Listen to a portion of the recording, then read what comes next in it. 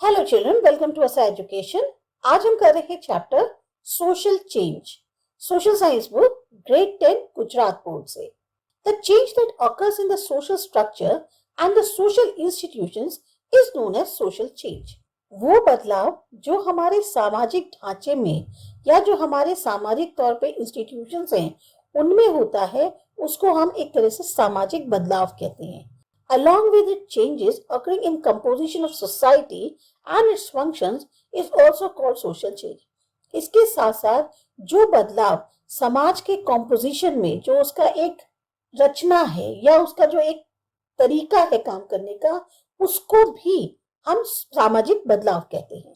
Social changes have been seen in social relations, family arrangement, marriage arrangement, in culture, in lifestyle of people, literature, art, music and dance because of westernization, globalization and urbanization। जो सामाजिक बदलाव हैं वो हमें जो एक सामाजिक तौर पे रिश्ते होते हैं, आपस में एक जो फैमिली का अरेंजमेंट होता है, मैरिज में जो अरेंजमेंट्स होते हैं, हमारी संस्कृति में हमारे जो रहने का तौर तरीका है, लिटरेचर हो गया, आर्ट हो गई, म्यूजिक, डांस हो गए, इन सब में एक बदलाव देखने को मिलता है। किस वजह से? थोड़ा सा वेस्टर्न जो कंट्रीज है उनका प्रभाव, ग्लोबलाइजेशन हो रहा है उसकी वजह से, या फिर अर्बनाइजेशन की वजह से जो शहरीकरण हो रहा है, due to which people have become acquainted with each other's culture. नतीजा क्या है कि लोग जो है एक दूसरे की संस्कृति को अब जानने लगे हैं। Physical objects, means of luxury, use of modern implements and tools and facilities used in routine life have reached up to rural area. इस बदलाव का नतीजा यह है कि जो चीजें हैं, जो ऐशो आराम के साधन हैं या जो मॉडर्न इम्प्लीमेंट्स होते हैं, क्या कहते हैं, टूल्स हैं या फैसिलिटीज हैं, ये सब जो है अब इनका इस्तेमाल होने लग गया है हमारी रूटीन लाइफ में। और यहाँ तक कि अब ये सब चीजें गांव-गांव के इलाकों तक पहुंचने लगी हैं। Changes have taken place in styles of houses of people, in its building and construction. घर बनवाने का जो तरीका है, बिल्डिंग है, या जिस तरह से कंस्ट्रक्शन लोग कराते हैं, उसमें भी काफी हद तक चेंजेस आए हैं। As a result of physical changes in society, living standards of people have improved। अब जैसे जैसे फिजिकल तौर पे समाज में बदलाव आ रहा है, उस हिसाब से जो लोगों का रहने का तरीका है, स्टैंडर्ड है, उसमें भी बहुत ज्यादा बेहतरी हुई है। Effect of western culture is evident in the lifestyle.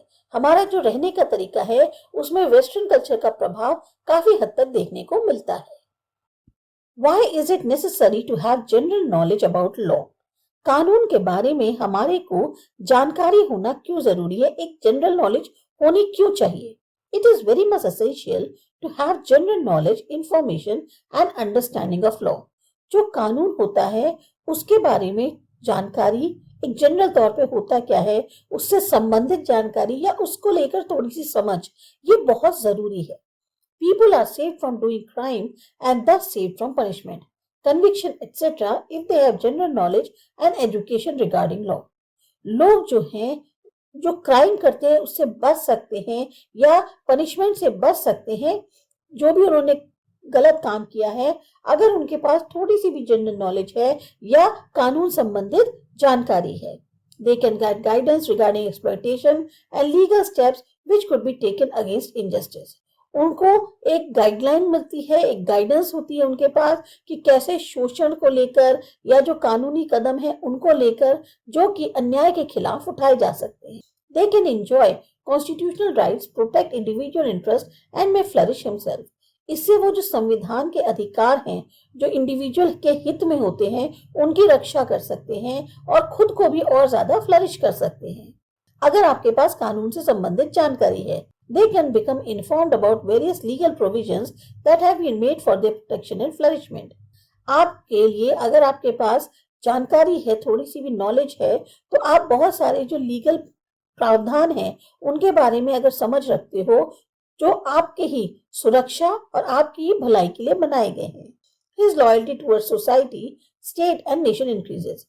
इससे क्या होगा? आपकी एक जो लॉयल्टी होती है वो समाज के, स्टेट के या राष्ट्र के प्रति जो है वो बढ़ेगी। So that he may contribute in the formation of society। इससे वो जो है समाज के बनने में एक योगदान देगा। He is not deprived of his rights as a citizen and is able to perform his duties। उसका खुद का एक जो हम कंट्री के अपने को नागरिक कहते हैं उससे उसका अधिकार नहीं छीना जाएगा और इसी कारण वो जो है अपनी ड्यूटीज को ज्यादा बेहतर तरीके से कर पाएगा। If everybody has proper knowledge of laws, they can lead a life of esteem and pride. अगर आपके पास सही जानकारी होगी कानून की तो आप एक अच्छी जिंदगी गर्व के साथ जी सकते हो। Thus, it is essential to have knowledge and understandings of laws. बहुत जरूरी है कि कानून संबंधित जानकारी और समझ होनी चाहिए। Rights of citizen. None of the common man can make his progress in best way in present social conditions. आजकल जिस तरीके के हालात हैं उसमें देखा जाए तो कोई भी आम आदमी अपना पूरा प्रॉपर आउटपुट नहीं दे पाता है, ना उतनी अच्छे तरीके से तरक्की कर पाता है।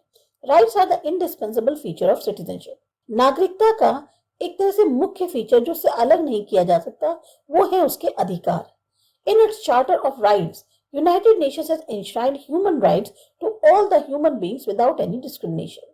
जो राइट्स का चार्टर बनाया गया है उसमें यूनाइटेड नेशंस ने इस बात को पूरी तरह से कहा है या लिखा है कि ह्यूमन राइट्स जो हैं वो सारे ह्यूमन बीइंग्स के लिए हैं बिना किसी भेदभाव। It has stated that all the nations of the world should try that all the citizens of the nation get the rights simply and easily.